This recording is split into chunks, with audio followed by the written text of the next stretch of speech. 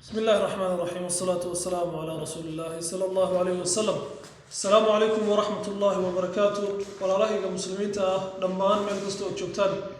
وسلامتين وصلاة الإسلام كأكدب واحد دوري إن شاء الله إن نقلق بصدق وربحير عادي أدوكم بلارنا حدنا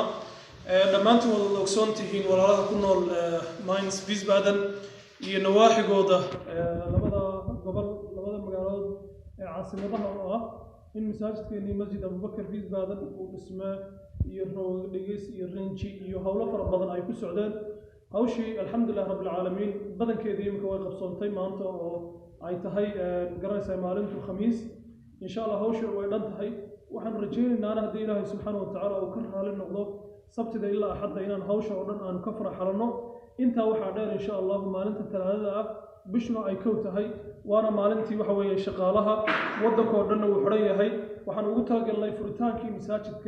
يور بحنتي سي يو شيخ الدكتور شاطبي وينوغي من يا ودك النرويج intaas inaan isku helno iyo muxaadaro aynu isku helno aynu halka magaranaysa khayrka iyo furitaanka masaajidka aynu ku kala qaadano insha Allah galabnimada afarta galabnimo ama shanta ilaa afarta iyo barka ugu dambeyn casarka in ay walaalaho dhan ay ku soo tukadaan masaajidka ku soo xaadiraan rag iyo dumar magaranaysa ay la suudiya loo wada yimaado dumarkana waxaan ugu bashaaranaynaa mas'uuladoodii ama suuligoodii in loo dhameystiray uu dhamaaday imika wixii ka dambeeyay insha Allah ay nafis ay heli doonaan hadii Ilaahay subhanahu wa ta'ala ay magaranaysa uu ka raali noqdo qalab casri ah loogu xiray oo halka muxaadaradii oo toos ay kala socon doonaan TV iyo kaamirada looguna xiray marka insha Allah maalinta kooda bisha ay tahay bisha shanaad ay koow tahay hadii Ilaahay subhanahu wa ta'ala ka raali noqdo furitaankii masaajidka iyo muxaadaro iyo sheekh inooga imanaya Norway khayrkaas fara badan ayaa jira waxaan idinku codsanaynaa rag iyo dumar inaad gaarsiisaan oo sii share gareysaan oo isugu nimaadno masjid Abu Bakr Wiesbaden